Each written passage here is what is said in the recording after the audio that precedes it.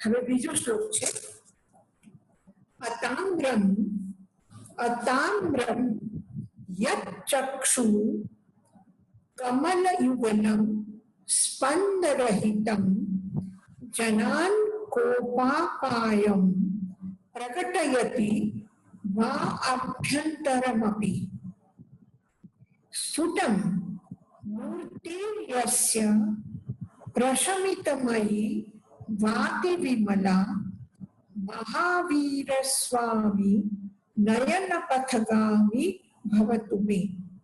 ફરીથી એક વખત એક એક અક્ષર પર જુઓ.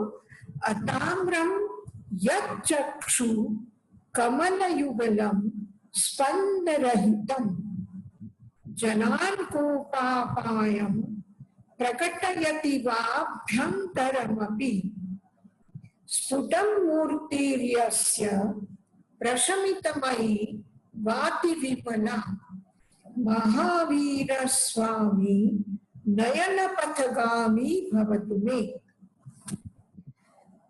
હવે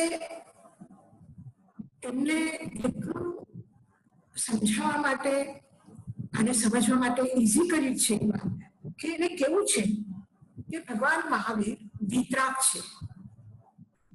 વિતરાગનો મતલબ શું છે? રાગ નથી, દ્વેષ નથી. રાગ અને દ્વેષ નથી નો મતલબ શું છે? રાગ એટલે કે ક્રોધ, માન, માયા, લોભ. આ કશાય નથી એટલે રાગ દ્વેષ નથી. હવે કોઈના માટે કહી દો કે આ વિતરાગ છે, એને રાગ ક્રોધ નથી, એને અહંકાર નથી, આપણે જે વધારે શાંત ચૂપચાપ રહે છે એના માટે પણ આપણે કહીએ છીએ ના હોય એમને તો કોઈ દિવસ ક્રોધ કરતા જોયું નથી, બહુ શાંત છે, પણ એ વિતરાગ છે. બહુ શાંત છે, કોઈ દિવસ ગુસ્સો નથી કરતા, તો શું વિતરાગ થઈ ગયા? વિતરાગ થાય એની કેવી રીતે ખબર પડે? એ કહેવા માટે, અને એમાં કશાય ભાવ નથી એ કહેવા માટે ભગવાન મહાવીરની આ સ્તુતિ કરવા માટે એને એટલું સુંદર દાખલો આપ્યો કે કમલ યુગલમ.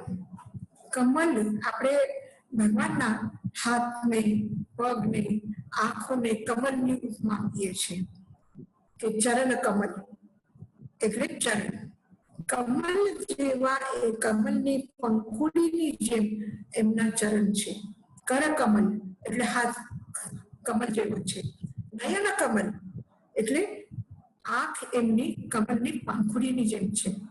તો કમલ યુગલ, યુગલ એટલે બે, કે બે કમલની જેમ અતામ્રમ યચ્ચક્ષુ જે એમની આંખો છે બે, એ કમલના નેત્ર, કમલ નયન કમલ છે, એ બંને આંખો સ્પંદ રહિત, આમ ઝપકતી નથી, સ્પંદન નથી. એમાં સ્પંદન નથી એટલે કોઈ ઉત્તેજના નથી, કોઈ ભય નથી.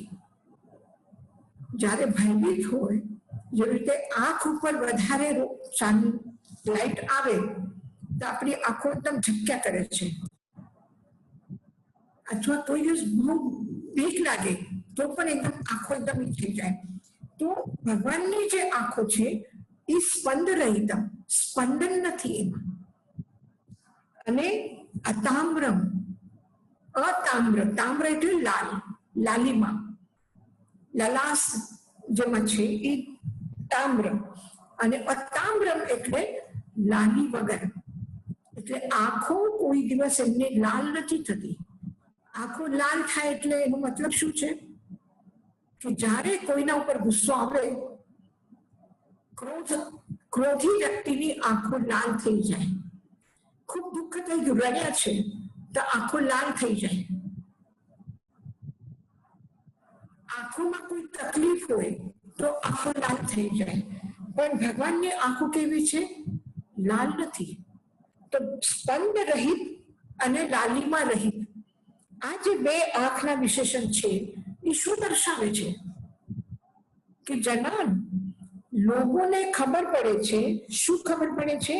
કોપાપાયમ, કોપ રહિત, ક્રોધ રહિત, ઉત્તેજના રહિત, પ્રગટયતિ, આભ્યંતરમ અપી, આભ્યંતર એટલે અંતર જગત, એનો અંતરનો ભાવ, એ અંતરમાં કેવા છે એ પ્રગટયતી, પ્રગટ કરે છે. આંખમાં લાલી નથી, આંખમાં સ્પંદન નથી, એ લોકોને એમ દર્શાવે છે. આપણે દર્શન કરનારને ખબર પડે છે કે એમના આંખમાં લાલી નથી, એ નથી, તો શું છે પછી? તો આભ્યંતરમ, આત્મિક ભાવ, અધ્યાત્મ ભાવ, વિતરાગ ભાવ અંદરનો જે છે એ એનાથી અભિવ્યક્તિ થાય છે. આપણે કહીએ ને કે ભગવાનનો દિવ્ય તેજ, શું છે દિવ્ય તેજ? ભગવાનનું મોઢું એવું લાગે છે, આંખો એવી લાગે છે જાણે અમૃત ઝરે છે. અને ક્રોધી વ્યક્તિનો શું, કેવી આંખમાં શું ઝરે છે? ક્રોધ ઝરે છે. હિંસક વ્યક્તિનું શું ધરે છે? કે હિંસક વૃત્તિ, લોકોના માટે દુષ્ટ ભાવ, એ એના આંખોમાં દેખાય છે. એટલા માટે પરમાત્માની સ્તુતિ કરતા કહ્યું છે કે ન નેત્રે ન ગાત્રે ન વક્ત્રે વિકાર, એમના આંખમાં વિકાર નથી, એમના શરીરમાં વિકાર નથી. નહીં તો ચહેરા ઉપરથી ખબર પડી જાય. ભલે વાણી ખોટું બોલશે, ગુસ્સો આવે છે છતાં તમે શું થાય, તમે નારાજ છો, તમને ગુસ્સો આવે, ના ના એમ કઈ વાત નથી. આંખો ચઢાવીને, આંખો લાલ કરીને, નારાજ થઈને પણ કહીએ છીએ ના મને કઈ નથી થયું, મને ગુસ્સો નથી આવ્યો, હું શું કામ ગુસ્સો કરું? મને વાણી ખોટું બોલશે પણ તમારો ચહેરો અને ચહેરા કરતા પણ તમારી આંખ ખોટી નહીં બોલે. અંતરના ભાવ, બાહ્ય ભાવ પણ પ્રગટ કરે છે અને અંતરના ભાવ પણ સૌથી વધારે પ્રગટ કરવામાં સમર્થ એવું કોઈ માધ્યમ છે તો એ આંખ છે. કોઈના પ્રતિ ગમે તેટલી લાગણી હોય, પ્રેમ હોય, પણ આપણે શબ્દ મળતા નથી કહેવા માટે, એ વચનમાં અભિવ્યક્ત થતું નથી પૂરી રીતે પ્રેમ, પણ આંખોમાં ખબર પડી જાય, સ્પર્શમાં ખબર પડી જાય, પણ જબાનથી ખબર ન પડે, ચહેરા ઉપરથી ખબર પડી જાય કે તમે કોઈ આવ્યા છો અને તમે ખુશ છો કે નારાજ છો. એ તમારા ચહેરામાં, તમે મોઢાથી ભલે બોલો, હાથ પણ જોડી લેશો, મોઢાથી પણ બોલો પધારો પધારો, બહુ રાહ જોતા હતા, અને અંદરમાં એમ થાય ક્યાંથી રાહ જોતા હતા, ના રહો તો સારું. તો અંદરનો જે ભાવ કોણ અભિવ્યક્ત કરે છે? તો એ અંદરનો ભાવ અભિવ્યક્ત કરે છે આંખો.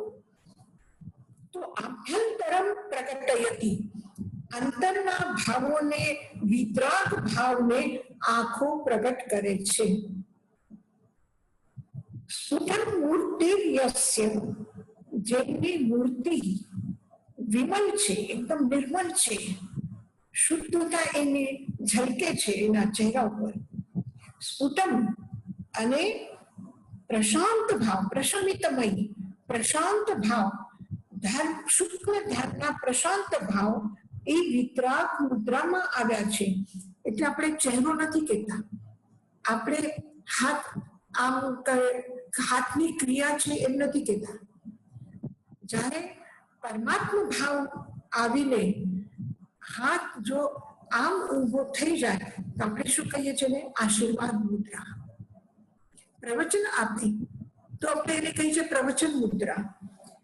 તો એવી જ રીતે એમની જે વિતરાગ મુદ્રા છે, વિતરાગ મુદ્રા મતલબ ચહેરા ઉપર, મોઢા ઉપર આટલું નિર્મલ તેજ, આટલી શાંતિ, આટલી પવિત્રતા અનુભવ થાય છે. એના આંખોમાં એટલી વિશુદ્ધતા છે, આંખોમાં એટલું તેજ છે, આંખોમાં એ તેજ કોઈને તાપ આપે એવું તેજ નથી, પણ શાંતિ આપે એવું તેજ છે. તો આ જે છે એમના એ ચહેરામાં, એ મૂર્તિમાં પ્રસન્ન ભાવ, પ્રશસ્ત ભાવ, વિશુદ્ધતા ઝલકે છે એના આંખમાં. એવા ભગવાન મહાવીર સ્વામી મારા નયન પથગામી ભવતુ મે, મારા આંખોમાં સમાઈ જાય, મારા આંખોમાં આવી જાય. જેને આપણા પોતાના આંખમાં વસાવા માંગો છો એ કેવા છે? તો એના આંખનું વર્ણન કર્યું છે કે એની આંખો કમલના પત્રની જેમ સુંદર છે, સ્પંદ રહિત, ઝંકાર કરે છે. આપણે થોડુંક સ્વાભાવિક રીતે કોઈ જોતા હોય અને વારંવાર પલક ઝબકાવીને જોતા હોય તો જોનારને એ વ્યક્તિને પણ એકદમ અનઈઝી લાગે. તો એવું ભગવાનને જ્યારે આપણે નિહાળીએ તો આપણને અનઈઝી ફીલ ન થાય, બલકે પ્રસન્નતા ફીલ થાય. તો સ્પંદ રહિતમ અતામ્રમ, કોઈ કલર નથી, કશાયનો રંગ નથી. કશાયનો રંગ છે, ક્રોધનું છે, માનનું છે, માયાનું છે, લોભનું છે. અને કશાયના રંગને જ આપણે જે કહ્યું છે લેશાના રૂપમાં કહ્યું છે કે કશાયના પ્રભા રંગાયેલા આત્મ પરિણતિના જે ભાવ છે એ કશાય છે. અને કશાય ને આપણે 6 નામ આપ્યા છે, કૃષ્ણ, નીલ, તેજો. આ બધા શું છે? એ કલર છે, રંગ છે. તો એના ઉપર કોઈ પણ સંસારનો રંગ નથી, કોઈ પણ વિકૃતિનો રંગ નથી, કોઈ પણ જાતનો વિકારોનો રંગ નથી, કોઈ વિકાર નથી. સંપૂર્ણ શરીરમાં અને મોઢા ઉપર કે આંખમાં એના આખી મૂર્તિ જે છે, યસ્ય મૂર્તિ, સોનમાર কথা જેની મૂર્તિ પ્રશમિતમયી, પ્રસન્ન ભાવને પ્રસન્નિત છે, શાંત છે, પણ વિશુદ્ધ છે અને સ્ફુટન પ્રગટ કરે છે, પ્રકાશમાન છે. અને આભ્યંતરમપી આત્માના વિતરાગ ભાવને પ્રગટ કરે છે. અતામ્રમ યત ચક્ષું કમલયુગલમ સ્પંદરહિતમ જનાન્કોપાપાયમ પ્રકટયતિ વાભ્યંતરમપી સુતન્મૂર્તિર્યસ્ય પ્રશમિતમયી વાતિ વિમલા મહાવીર સ્વામી નયન પથગામી ભવતુ મે. આપણા ઘણા એવા સ્તોત્ર છે કે જેમાં ભગવાનની ભક્તિ કરતા આપણે એને કહ્યું છે કે એ સોનાના સિંહાસન પર વિરાજમાન છે, 3 છત્ર લાગ્યા છે, ધુંધભીઓ વાગે છે, દેવી દેવતાઓ ચરણ વિંજાવે છે. એટલે મૂર્તિના દર્શન કર્યા. તો મૂર્તિના દર્શન કરીને શેના દર્શન કર્યા? શું જોયું મૂર્તિમાં? તો મૂર્તિનો પરિકર આપણે જોયું કે ચરણ વિંજાવે છે, બંને તરફમાં ઇન્દ્ર અને ઇન્દ્રની છત્ર લાગેલા છે, એમાં મોતીની માળા લટકે છે, 3 છત્ર છે અને સોનાના સિંહાસન ઉપર બેઠા છે. એવું બધું આપણે જોયું, એની પણ સ્તુતિ કરી, બરાબર છે.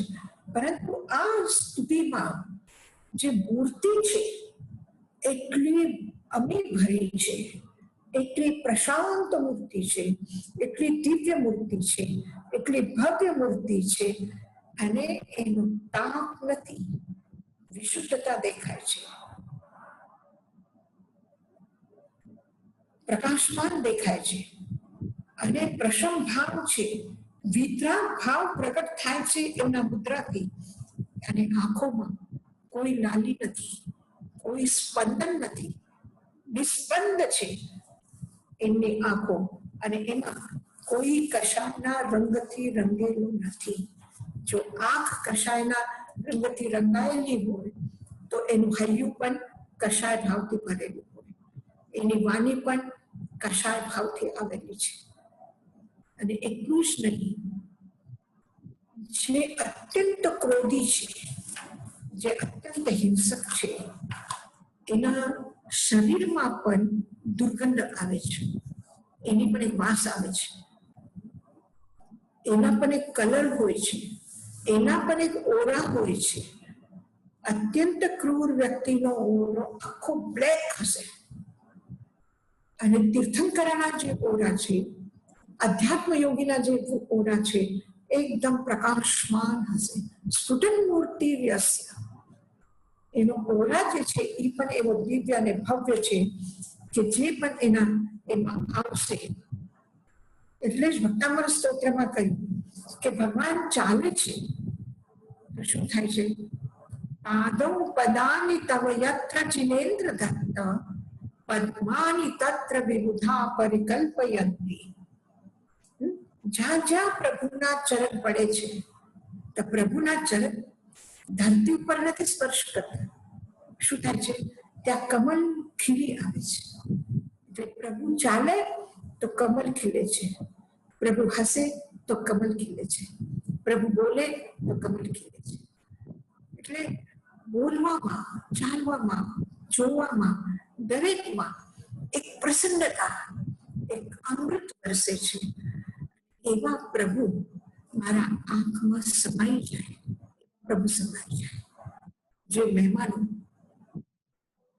બેમેલ હોય, જે મહેમાનો ક્રોધી હોય, સ્વાર્થી હોય, ઈ હોય, અને ઈ જયારે આવે તો આખું ઘરનું વાતાવરણ શું થાય છે? અણગમતું થઈ જાય છે. અને કોઈ પ્રેમી, કોઈ સારા, કોઈ ઉચ્ચ ભાવના, કોઈ શ્રેષ્ઠ ભાવના વ્યક્તિ ઘરમાં આવે તો આખું વાતાવરણ પવિત્ર થઈ જાય. જાણે કોઈ દીવો પ્રગટાવ્યો અંધારામાં તો એનો પ્રકાશ જેવી રીતે આખા ઘરમાં પથરાયેલો હોય, એવી જ રીતે કોઈ વ્યક્તિના પાસે આપણે જઈએ કે એ આપણા પાસે આવે તો આખું જીવનનું આસપાસનું વાતાવરણ પ્રભુમય થઈ જાય, દિવ્યતાથી ભરાઈ જાય. પ્રભુનું સાનિધ્ય એટલું પ્રિય છે, એટલું મધુર છે, એટલું સારું છે કે પ્રભુના આસપાસમાં, અને એટલું જ નહીં, આપણે કહ્યું છે કે જ્યારે ભગવાનના સંસરણ લાગે છે તો આખા દૂર દૂરમાં યોજનો સુધી કોઈ મહામારી ના આવી શકે, કોઈ બીમારી ના આવી શકે, કોઈ દુષ્કાળ ન થાય, કોઈ પતઝડ ન થાય, બલ્કિ પતઝડમાં પણ વસંત જેવા બે મોસમ ફળ આવે છે. ઝાડો, વૃક્ષોને બે મોસમ ફળ આવે છે, ફૂલ આવે છે. પાંદડા સુકાઈ નથી જતા, કાંટા અંદરથી બહાર ઊભા નથી થતા, પણ સીધા કાંટા પણ ઊભા થઈ જાય છે. તો એ એક એના દિવ્યતાનો પ્રભાવ આસપાસના વાતાવરણમાં એટલું બધું પડે છે કે ભક્ત પણ એ વખતે એટલા પ્રશાંત ભાવમાં આવીને કહે છે કે પ્રભુ હું તને જોઉં છું, પ્રભુ હું તને નિહાળું છું, તો તારા આંખથી અમૃત ચલે છે. ક્રોધ ક્યાંથી આવશે? આ આંખોમાં. આ આંખો બાહ્ય જગતના થી પ્રભાવિત થઈને, બાહ્ય જગતના શબ્દોથી, વસ્તુથી, વ્યક્તિથી પ્રભાવિત થઈને એ આંખમાં ક્રોધ નહીં આવી શકે. પણ ક્રોધી વ્યક્તિના પ્રતિ પણ, દુષ્ટ વ્યક્તિના પ્રતિ પણ શુભ ભાવ બહાર આ આંખોમાંથી પ્રગટ થાય છે. આવી ધ્યાનમાં આપણે એને એક વખત બોલી લઈએ. અતામ્રમ યચ્ચાક્ષુ કમલયુગલમ સ્પંદરહિતમ જનાન કોપાપાયમ પ્રગટયતિ વાભ્યંતરમપિ સુદન્મૂર્તિર્યસ્ય પ્રશમિતમયી ભાતિ વિમલા મહાવીર સ્વામી નયન પથગામી ભવતુ મે. કોઈને કઈ પૂછવું છે આમાં? યશોજી મારે વંદામી જે થર્ડ લાઈનમાં વાતી વિમલા છે, વાતી એટલે શું?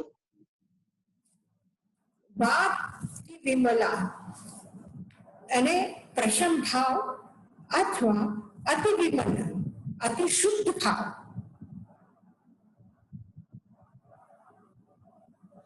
થેન્ક યુ યશોજી મહારાજ.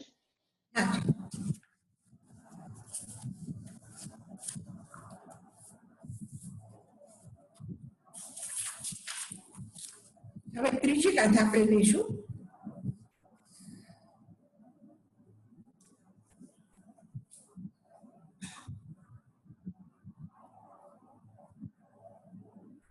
નમન્ના કેન્દ્રાલી મુકુટમનિભાજાલ જટિલમ લસત્પાદાંભોજ દ્વયમિહ યદીયં તન્કૃતા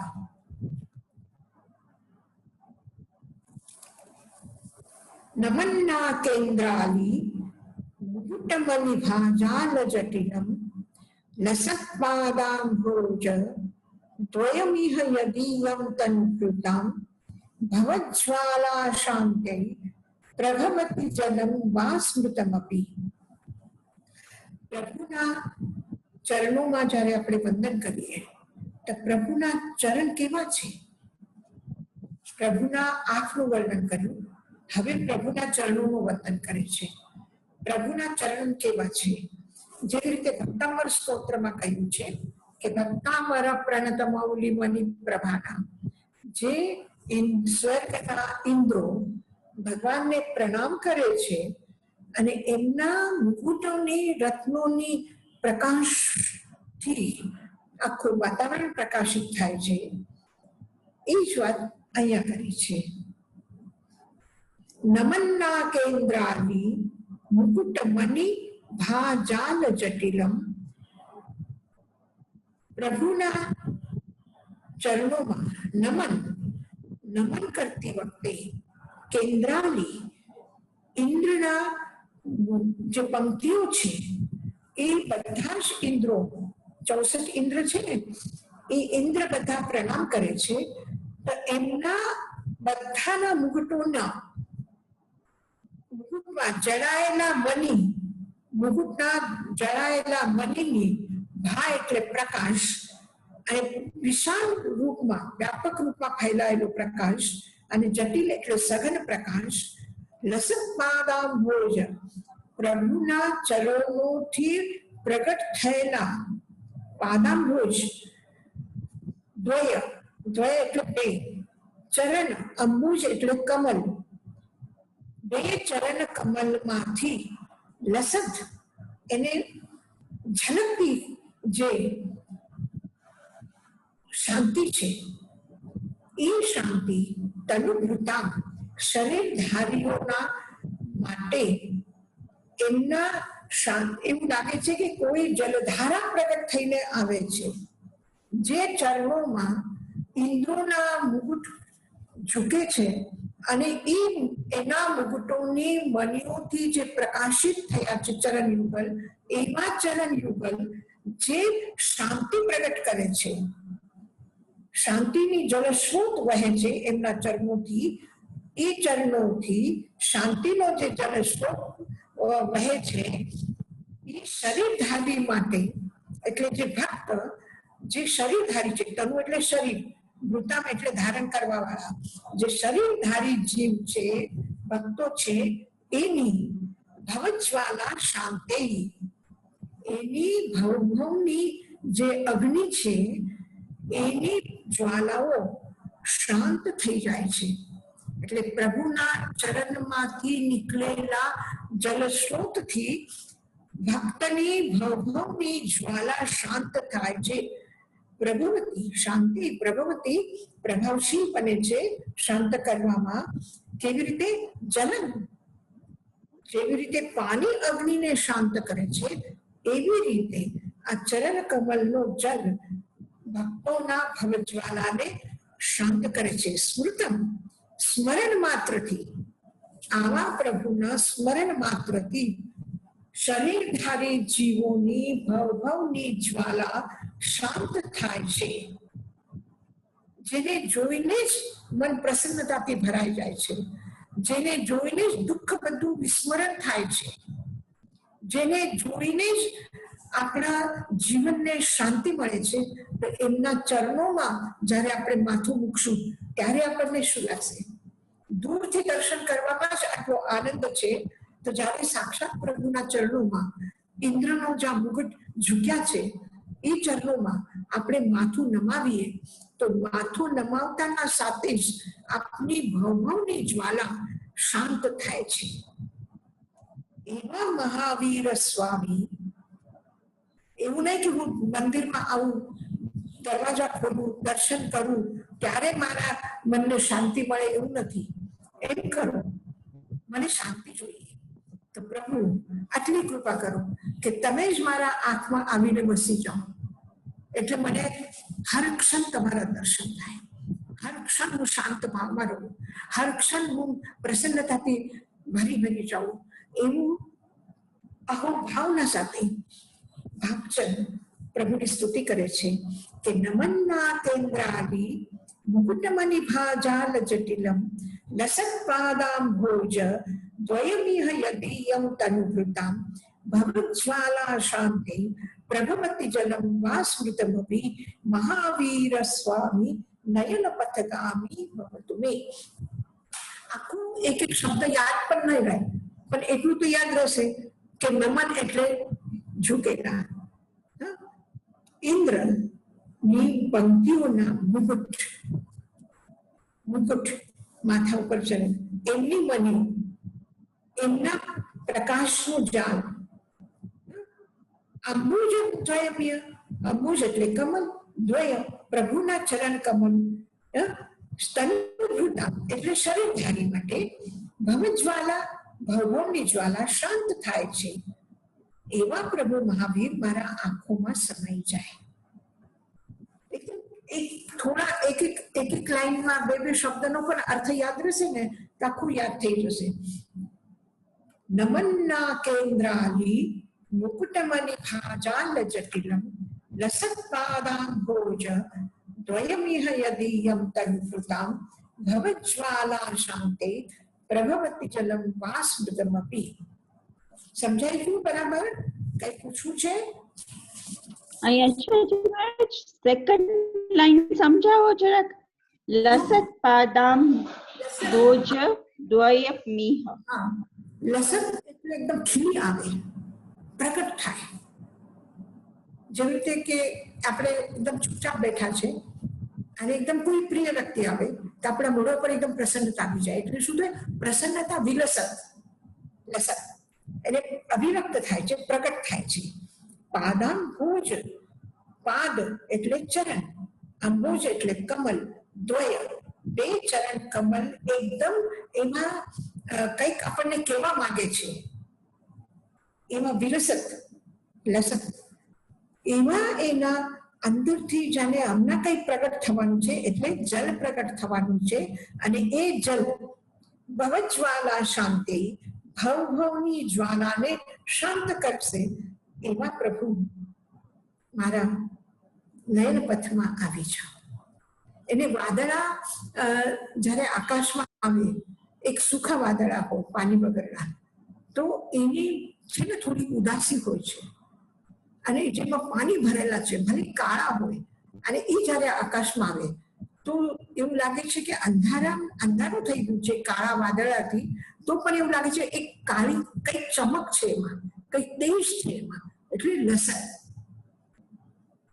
એને અનુભૂતિ એમાંથી આપણને સ્પર્શ કરે છે. એક સુંદર વસ્તુ હોય તો એમાંથી પણ ઘણી વખત તમે જુઓ કે અમુક વસ્તુનો સ્પર્શ નથી ગમતો, અમુક વસ્તુ જોવા નથી ગમતી, તો એનો મતલબ શું છે કે એમાંથી કઈ એવું આપણા માટે પ્રગટ નથી થતું. જ્યારે જળ વસ્તુમાં પણ એવું છે કે એમાંથી કઈક પ્રગટ થાય છે ને એ આપણને સ્પર્શ કરે છે. તો આ તો ચૈતન્ય છે. પાસે એક વ્યક્તિ આપણાથી અપોઝિટ ભાવમાં હોય, આપણી પોઝિટિવિટી હોય ને એની નેગેટિવિટી હોય, તો આપણને એવું લાગે છે અમારાથી દૂર થાય. વિપરીત ભાવના વ્યક્તિ પણ વગર બોલ્યા, વગર કંઈક કીધા અણગમતા લાગે છે, તો આ તો એટલા અંદરના ભાવનો વાઇબ્રેશન એમાં ફેંકે છે કે બીજાને ધક્કો મારે એવા છે, બીજાને દૂર કરે એવા છે. અને અમુક એવા હોય છે કે એ પાસે આવે એ ગમે, ભલે ને આપણે એને જાણતા ન હોય, ભલે ને આપણે એને ઓળખતા ન હોય. અને મેં તમને શાયદ પહેલા કીધું છે કે જ્યારે સુબાહુ કુમાર ભગવાન મહાવીરના દર્શન કરવા આવે છે, ખૂબ જ ભાગ્યશાળી પુણ્યશાળી વ્યક્તિ છે, તો એને જોઈને બધા સાધુ સાધ્વીને એટલી એના પ્રતિ લાગણી આવે છે, એટલા પ્રેમ આવે છે. તો ગૌતમ સ્વામી તો ચૂપ રહે એ વાત છે ને, તરત જ ભગવાન પાસે જઈને કહે છે, આ સૂત્ર પાક સૂત્રમાં છે કે આ સુબાહુ કુમાર આટલો નાનો છોકરો, અમને બધાને વાલો કેમ લાગે છે? એને પૂછ્યું છે કિંબા દચ્ચા કિંબા ભોચ્યા, એને શું પૂર્વજન્મમાં એવા પુણ્ય કર્યા છે કે શું આપ્યું છે, શું ખાધું છે કે એ બધાને એટલો વાલો લાગે છે? કારણ કે એના વાઇબ્રેશન, એના ભાવ એ બધાને ખેંચે છે. તો લસત એટલે એમાંથી એવું કઈ અભિવ્યક્ત થાય છે, કઈ પ્રગટ થાય છે, એને લસત કહે છે.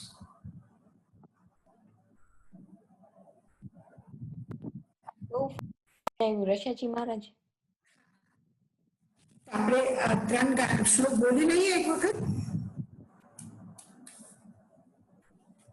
આપણે 3 શ્લોક એક સાથે બોલી લઈએ.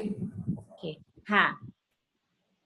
યદિ ચૈતન્ય મુકુરૈવ ભાવાશ્રિતચિત સમં ભાતિ દ્રવ્ય જયજનિલ સંતોંતરહિતા જગત સાક્ષી માર્ગ પ્રકટન પરો ભાનુરિવયો મહાવીર સ્વામી નયન પથગામી ભવતુ મે અતામ્રમ યચ્ચક્ષુ કમલયુગલમ સ્પંદરહિતમ જનાન કોપાપાયમ પ્રગટયતિ વાભ્યં તરમપि સ્ફુટં મૂર્તિર્યસ્ય પ્રશમિतं મયી વાતિ વિમલા મહાવીર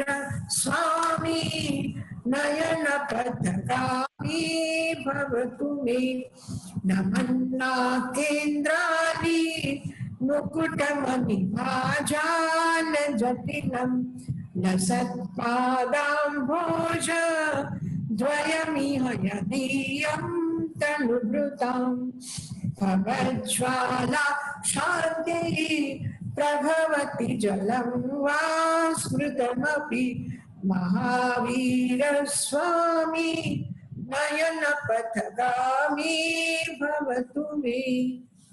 એક શ્લોકનું એક શબ્દ પણ આપણે ધ્યાન રાખશું કે પહેલા શ્લોકમાં દર્પણનું કહ્યું છે. મુકુર, મુકુર એટલે દર્પણ, અરીસો. અરીસામાં જેવી રીતે પદાર્થ ઝલકે છે એવી રીતે પ્રભુના ધ્યાનમાં આખા જગતના, દુનિયાના જેટલા પણ પદાર્થ છે, એની જેટલી પણ પર્યાયો છે એ એક સાથે ઝલકે છે, નિર્મળ વિશુદ્ધ છે. બીજામાં અતામ્રમ, એમની આંખો લાલા સુંદરના છે, સ્પંદન રહિત છે, એની મૂર્તિ શું ભવ્ય છે, અમીજરા છે, અમીજરા. પછી ત્રીજા શ્લોકમાં એમના ચરણ કેવા છે? પહેલા જ્ઞાન, પછી આંખ, પછી હવે ત્રીજામાં ચરણ. એના ચરણ કેવા છે કે જાણે હમણાં એ ચરણમાંથી એવી અમૃતની ધારાઓ ફૂટી પડશે અને એનાથી મારી જ્વાલા ભવભવની શાંત થઈ જશે. અને એ ચરણ, જેના ચરણોમાં ઇન્દ્રની પંક્તિઓ મસ્તક નમાવે છે. બીજું કઈ પૂછવું છે કોઈને? આ ત્રીજા શ્લોકને એમના ચરણ એટલે ઇન્દ્રો એમના નમન કરે છે અને એમના મુકુટની જે જેમ્સ છે એ બધા બ્રાઇટ છે. અને પાદનું એટલે પાદમાંથી શું જલ નીકળે કે એવું નીકળે કે શું પ્રગટ થઈ રહ્યું છે અને એનાથી મારી અગ્નિ શાંત થાય છે. Okay, thank you. કશાયની અગ્નિ, ભવભવની અગ્નિ, ભવભવના જે દુઃખ છે ને, જેવી રીતે ભગવાન કે આવીને બધા કહે છે ને, આદિત્ય ભંતે પલિત્ય ન ભંતે, આ સંસાર જલી રહ્યું છે. તો સંસારમાં આપણે પણ છીએ ને, તો આ સંસાર જલે છે, ભવભવની જ્વાલા છે, તો આ ભવભવની જ્વાલા શાંત થાય છે. થેન્ક યુ યશોજી મહારાજ.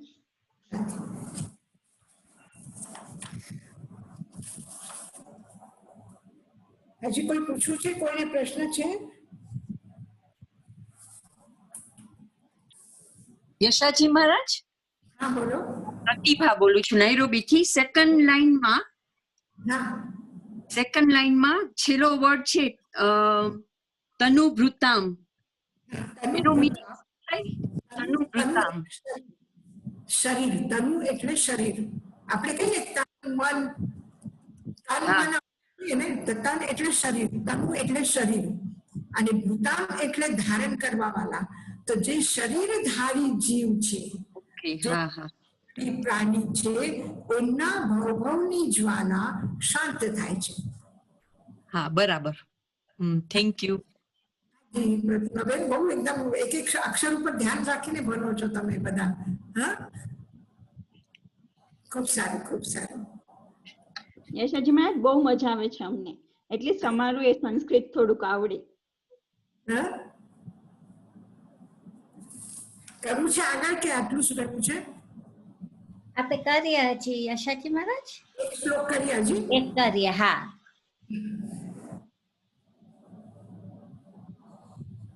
યદર્ચા ભાવેન પ્રમુદિત મન દર દૂર ઇહ ક્ષણાદાસિત સ્વર્ગી ગુણગણ સમૃદ્ધ સુખનિધિ લભંતે સદ્ભક્તા શિવ સુખ સમાજમ કિમુ તદા મહાવીર સ્વામી નયન પથગામી ભવતુ મે.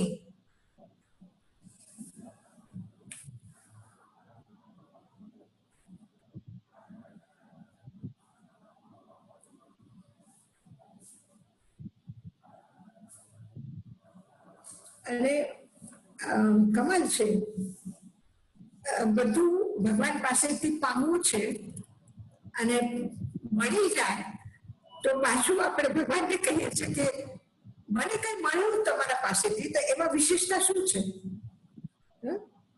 એટલે બહુ પ્રસન્ન થઈ જાય ત્યારે એમ લાગે છે કે બરાબર છે, ભગવાન આપ્યું છે, મારે મળવું જોઈએ, મારે લેવું જ જોઈએ, અને ભાઈ બરાબર લેવું છે, પણ કે એમાં આશ્ચર્ય શું છે? તો એ જ ભાવ આમાં એને કહ્યું છે ને, એના માટે એક દાખલો આપ્યો છે. દાખલો એવો આ રાજગૃહની ઘટના છે. ભગવાન મહાવીર જયારે રાજગૃહ પધાર્યા તો એક વખત સમૂહશરણમાં બહુ પ્રતિભાવાન, બહુ જ તેજસ્વી, બહુ જ ઐશ્વર્યનો સાથે દેવતા સ્વર્ગથી ધરતી ઉપર આવ્યા અને એમનો આ ભૂમિ સાથે એક એટેચમેન્ટ હતું, એટલે એને વધારે અહીંયા એને પ્રસન્નતા અને એ આવ્યું. તો એ બધું જોઈને ગૌતમ સ્વામી પૂછે છે ભગવાન મહાવીરને, આ કોણ છે, શું છે એની વિશેષતા, જે દેવતા આવ્યા છે એની. તો ભગવાન મહાવીર એને કહે છે કે આ રાજગૃહમાં એક સ્વર્ણકાર હતો, એટલે સોનાના દાગીના બનાવવા વાળો સ્વર્ણકાર હતો. એનું નામ નંદન મણિયાર હતું. મણિયાર, મણિ એટલે રત્ન અને મણિકાર એટલે રત્નને જળવા વાળા, તો મણિકાર એટલે સ્વર્ણકાર. તો એવા એ નંદન નામનું એક રાજગૃહમાં એને હજી પણ ત્યાં સ્વર્ણ ભંડાર પાસે મણિયાર મઠ છે, એક કુવો છે અને એને મણિયાર મઠ કહેવામાં આવે છે. તો ત્યાં એ ખૂબ ભાવનાશીલ, ખૂબ લાગણીશીલ, અને એને જોયું કે હજારો લોકો બિઝનેસ માટે રોજ રાજગૃહમાં આવે છે. એના રહેવાની એને સારી સગવડતા મળે, સ્નાન કરવાની જગ્યા મળે, મનોરંજન માટે ત્યાં કંઈક એના ખાવા પીવાના બધા એ હોય, તો એને કઈ મારે વ્યવસ્થા કરવી જોઈએ. તો એને શું કર્યું કે ખૂબ સુંદર એક બાવડી બનાવી. બાવડી એટલે કે એમાં ઉતરીને જઈ શકાય, ખૂબ જ હોય એ જાતનું, પણ એમાં પગથિયા ઉતરીને જવાય, એને બાવડી કહે છે. તો એને એ કૂવો બનાવ્યો, આસપાસમાં રૂમ બનાવ્યા, આસપાસમાં સારી દુકાનો બનાવી, ખાવાની પીવાનું બધું સાધન એને મળે, રમવા માટે સાધનો ઉભા કર્યા, અને ખૂબ સુંદર એ બનાવ્યું. અને એ બનાવ્યું એટલે રોજ પછી એની સફાઈ કરવાની, રોજ ધ્યાન રાખવાનું, રોજ કરવાનું. તો શું થયું કે ધીરે ધીરે એને લોકો ખૂબ પ્રશંસા કરવા લાગ્યા કે શું આ સુંદર સ્થાન પ્લેસ બનાવ્યું છે કે લોકો અહીંયા આવીને રહી શકે છે, ખાવા પીવાની ચિંતા નહીં, મનોરંજન કરી શકાય છે અને પછી રાજગૃહનો બિઝનેસ પણ કરી શકાય છે. એટલે રાજગૃહમાં આવનાર ટુરિસ્ટ અથવા વ્યાપારી બધા ત્યાં જતા હતા, ખૂબ એન્જોય કરતા હતા અને ખૂબ પ્રશંસા કરતા હતા. તો એ સાંભળીને અને એની બરાબર કાળજી કરવાથી, કેર કરવાથી એને આસક્તિ થઈ ગઈ, એના પ્રતિ ખૂબ જ આસક્તિ થઈ. એટલે આસક્તિના લીધે એની મૃત્યુ થઈ અને મૃત્યુ થયા પછી એ એક મેંઢક રૂપમાં ત્યાં બાવડીમાં જન્મ લીધો. મેંઢક ફ્રોક સમજી ગયા ને, ફ્રોક એક મેંઢકના રૂપમાં એને જન્મ લીધો અને એ ત્યાં રહેવા લાગ્યો. એક વખત લોકો ખૂબ ત્યાંથી નીકળ્યા જતા હતા તો બધા વાતો કરતા હતા કે ભગવાન મહાવીર પધાર્યા છે, એમના દર્શન માટે અમે જઈ રહ્યા છીએ. તો એમને સ્મૃતિ આવી ગઈ પૂર્વભાવની કે હું પણ ભગવાનના એવી રીતે દર્શન કરવા જતો હતો અને એને સ્મૃતિ આવ્યું અને સાથે સાથે ખૂબ શુદ્ધ ભાવ જાગ્યા એના ભક્તિના. તેને થયું ના હું દર્શન કરવા જાઉં ભગવાનના. એ દર્શન કરવા નીકળ્યા અને રાજા શ્રેનિક પણ પોતાના આખી પરિષદ સાથે તામઝામ સાથે હાથી ઉપર બેસીને ત્યાંથી નીકળ્યા. હવે મેંઢક ઉછલ કરતો ત્યાં ભગવાનના પાસે જતો હતો અને એ જ વખત રાજા શ્રેનિકનો હાથી પણ ત્યાંથી પસાર થતો હતો. તો હાથીના પગના નીચે આ મેંઢક આવી ગયો ને એટલે કચરાઈને ત્યાં મરી ગયો. પણ પ્રભુના પ્રતિ ભક્તિભાવથી એ નીકળ્યો છે, ભક્તિભાવથી જઈ રહ્યું છે. આ ભક્તિના કારણથી એ દેવ થઈ ગયા અને દેવ થયા પછી એને ખ્યાલ આવ્યો કે હું ક્યાંથી આવ્યો. એને જોયું કે ભગવાનના દર્શન માટે હું જતો હતો અને ત્યાં મારી મૃત્યુ થઈ અને હું સ્વર્ગમાં આવ્યો. તો હવે મારે દર્શન કરવાના બાકી રહી ગયા, તો હું ભગવાનના દર્શન કરવા માટે જાઉં. એટલે એ દર્શન કરવા આવ્યા. તો આ એક રાજગૃહથી ઘટેલી ભગવાનના સમયમાં તો એ કહે છે કે યદ અર્ચા ભાવેન, અર્ચા એટલે પૂજા, સન્માન, સત્કાર. તો જે પૂજ્ય ભાવથી જે અર્ચા ભાવેન પૂજ્ય ભાવથી પ્રમોદિત મના, જેનું મન એકદમ પ્રમોદથી ભરાઈ ગયું, પ્રસન્ન થઈ ગયું, એનું દર્દુર એટલે મેંઢક યહાં પર અહીંયા આ પૃથ્વી ઉપર એક નાની સરખી થોડી ભક્તિ લઈને પણ એક મેંઢક ત્યાંથી નીકળ્યો અને ભક્તિ ભાવમાં પ્રસન્ન મનના કારણથી એ ક્ષણાત આસિત સ્વર્ગી, ક્ષણ માત્રમાં એ સ્વર્ગમાં ગયો. ગુણગણ સમૃદ્ધ સુખનિધિ, સુખની નિધિ સામ્રાજ્ય એને પ્રાપ્ત થયું. સ્વર્ગનું સુખ મળ્યું, એટલા વિશિષ્ટ ગુણમય અને સમૃદ્ધ સુખની નિધિ એને પ્રાપ્ત થઈ. લભંતે પ્રાપ્ત કરી સદભક્તા, અગર એક નાનકડી ભક્તિથી, પ્રમોદ ભાવથી કરેલી નાનકડી થોડીક ભક્તિથી એ મેંઢકને આટલું સ્વર્ગનું ઐશ્વર્ય, આટલું સ્વર્ગનું સુખ, આટલા સ્વર્ગના ભોગ મળ્યા. તો પછી શિવ સુખ સમાજમ કેવું તદા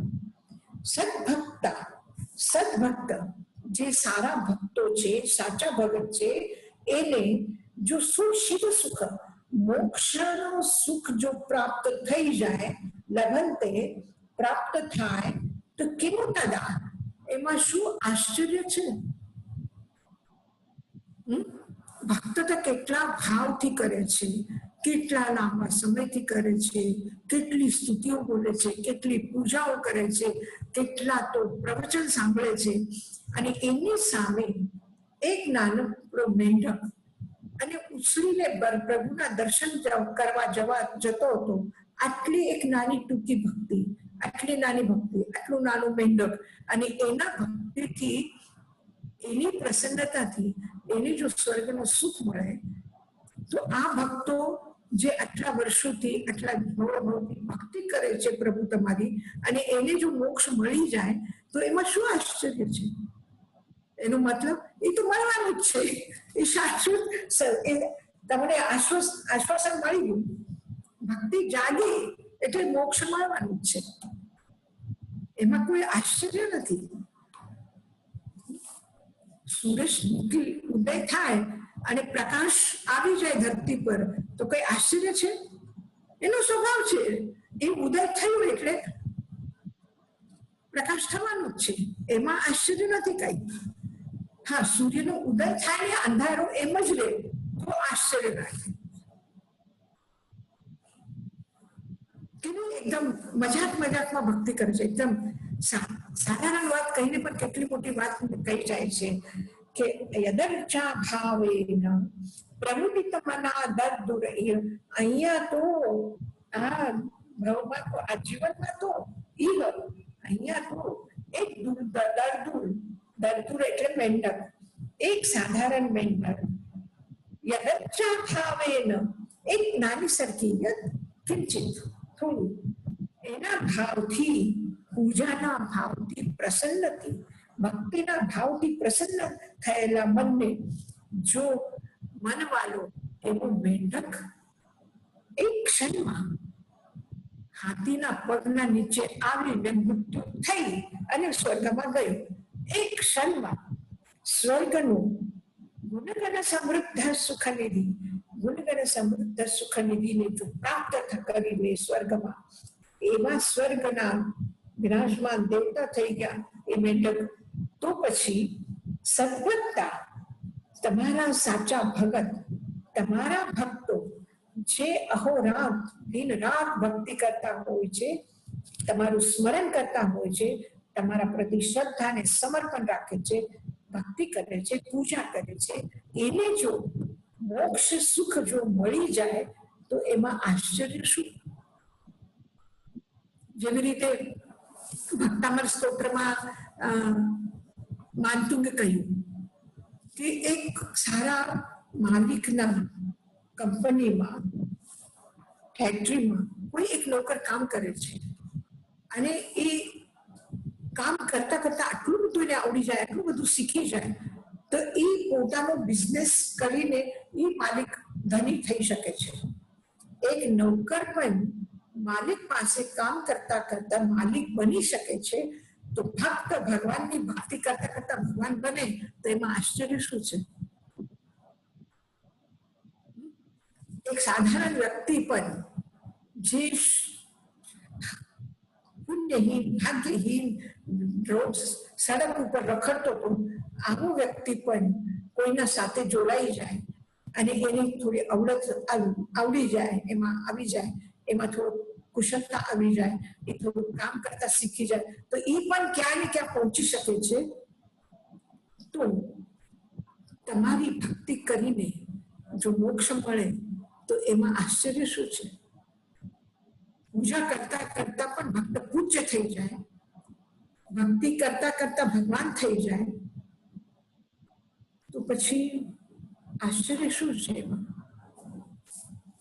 ઈશાજી મહારાજ, આમાં કયો શબ્દ આશ્ચર્ય છે? આ લબન મને સમજ પડી. બીજું સંસ્કૃતમાં કિમ પ્રશ્નાર્થક પણ છે. કિમ નામ ધેયોસી, તમારું નામ શું છે? અને કિમ એટલે આશ્ચર્ય. આમાં આશ્ચર્ય શું છે? કિમુ તદા, થાય તો કિમુ તદા. Thank you. સમાજમ એટલે શું? સમાજમ, સમાજમ એટલે સમૂહ, સુખનો, અનંત સુખ, સુખનો સમૂહ. સમાજ એટલે સમૂહ, સમાજ. એવી રીતે સુખનો સમાજ એટલે સુખનો સમૂહ. આપણે કહીએ ને સમાજમાં એવું હોય, સમાજમાં એમ હોય. સમાજ એટલે શું? અનેક પરિવારોનો સમૂહ, અનેક વ્યક્તિઓનો સમૂહ એ સમાજ. એવી રીતે અનેક સુખોનો સમૂહ એ સુખ સમાજ. થેન્ક યુ યશોજી મહારાજ.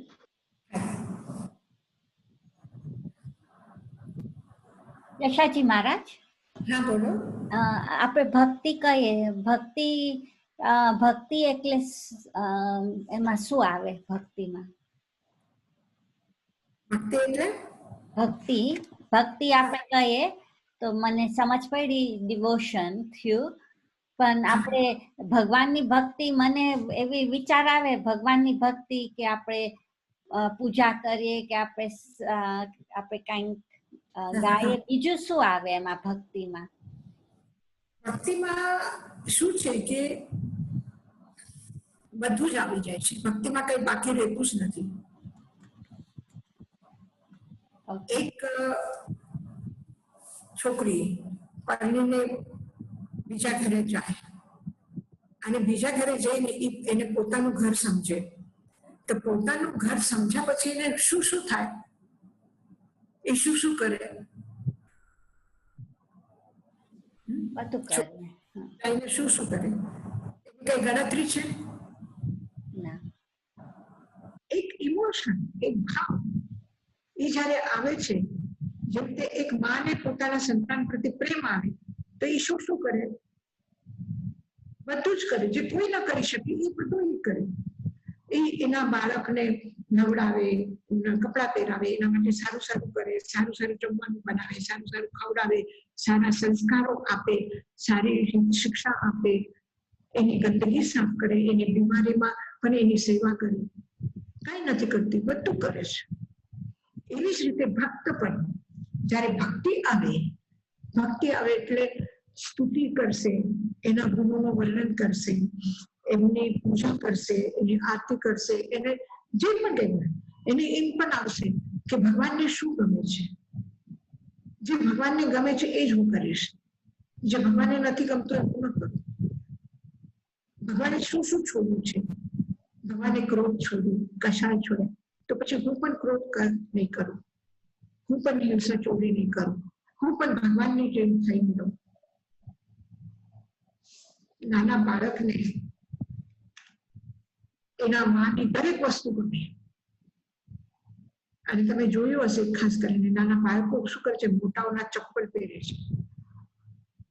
એના બહુ સુંદર હોય છે જૂતા, એના બહુ સારા હોય છે, તો પણ એ મોટાઓની, એના ઘરમાં એના પિતા ડોક્ટર હશે તો ઓલો એ લઈને કાનમાં લગાવીને એક એને ગુડિયા હશે ને, તો એને પણ બીમાર સમજીને એનો પણ ચેકઅપ કરશે. એટલે જે મોટાને ગમે છે, જે મોટા કરે છે ઘરમાં, એ બાળકો કરે છે. એની માં સામાયિક કરતી હશે, માળા કરતી હશે, તો બાળક ત્યાં એના પાસે જઈને બેસશે. ભલે ને એને ચોપડી વાંચતા નથી આવડતી, એ ચોપડી ઊંડી પકડશે, તો પણ એ ચોપડી લઈને જાણે વાંચે છે એવી રીતે કરશે, ભક્તિ બોલશે. તો જે એમને ગમે છે પ્રભુ, જે એમને કહ્યું છે એ હું કરું, આ ભાવ પણ ભક્તિ છે.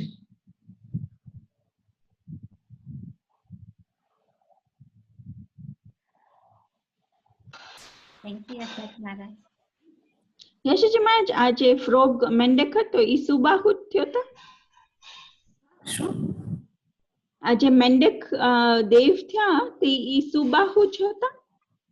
સુબાહુ નંદન મનિયર જે રાજગૃહના શ્રેષ્ઠી હતા, વ્યાપારી એટલે સ્વર્ણકાર હતા, સોનાના ઝવેરી જેને કહેવાય ને એ હતું. જયારે દેવ થયા ત્યારે એમનું નામ સુબાહુ નતું? નહીં, સૂર્યાપદેવ છે. ઓકે, સૂર્યાપદેવ. અને એ ઘણી જગ્યાએ શું થાય છે કે જેવી રીતે આપણે સ્કૂલમાં નામ, છોકરાઓનું જે નામ છે લખન, ઘરમાં પણ કોઈ પણ રાજા બેટા કે કંઈ પણ બોલીએ અને આખો દિવસ આપણે એ જ બોલાવીએ. એક પ્રેમથી રાખેલું નામ હોય ને જુદું નાનું, તો એ આપણે બોલાવીએ. તો એવી જ રીતે એ દેવતા થઈ ગયા, પણ એને પહેલાના નામથી પણ બોલાવ્યા છે, દરદુર કરીને. દરદુર. ઓકે, થેન્ક યુ યશજી મહારાજ.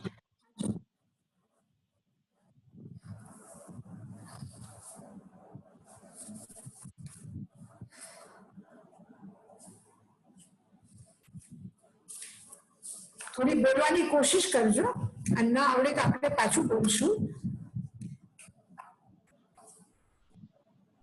કોઈને કઈ પૂછવું છે? આપણે એક ફેરે ગાઈ લઈએ ને પછી હા હા ઠીક છે, ચારે શ્લોક બોલી લઈએ.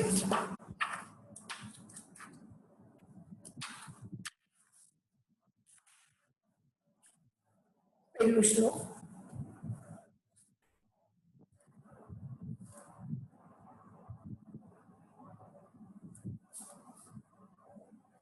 यदीये चैतन्ये मुकुर इव भावाश्चिदचित समं भान्ति द्रव्य व्ययजनिलसन्तोऽन्तरहिता जगत्साक्षी मार्ग प्रकटन परो भानुरिवयो महावीर स्वामी नयन पथगामी भवतु मे अताम्रं यच्चक्षु कमलयुगलं स्पन्नरहितं जनान् कोपापायं प्रकटयति वाभ्यन्तरमपि स्फुटं मूर्तिर्यस्य प्रशमितमहीवापि विमला महावीर स्वामी नयन पथगामी भवतु मे नमन्नाकेन्द्राणि मुकुटमणिभाजान जटिलं लसत्पादाम्भोज द्वयमिह यदीयं तनुभृतां भवज्ज्वाला शान्तै प्रभवति जलं वा स्मृतमपि महावीर स्वामी नयन पथगामी भवतु मे नमन्नाकेन्द्राणि सॉरी यदर्चा भावेन प्रमुदितमनादर्दुरैः क्षणादासीत् स्वर्गी गुणगण समृद्ध सुखनिधि लभन्ते सद्भक्ता शिव सुख समाजं किमुतदा महावीर स्वामी नयन पथगामी भवतु मे ठीक है हाँ जी हाँ जी महाराज हाँ जी हाँ जी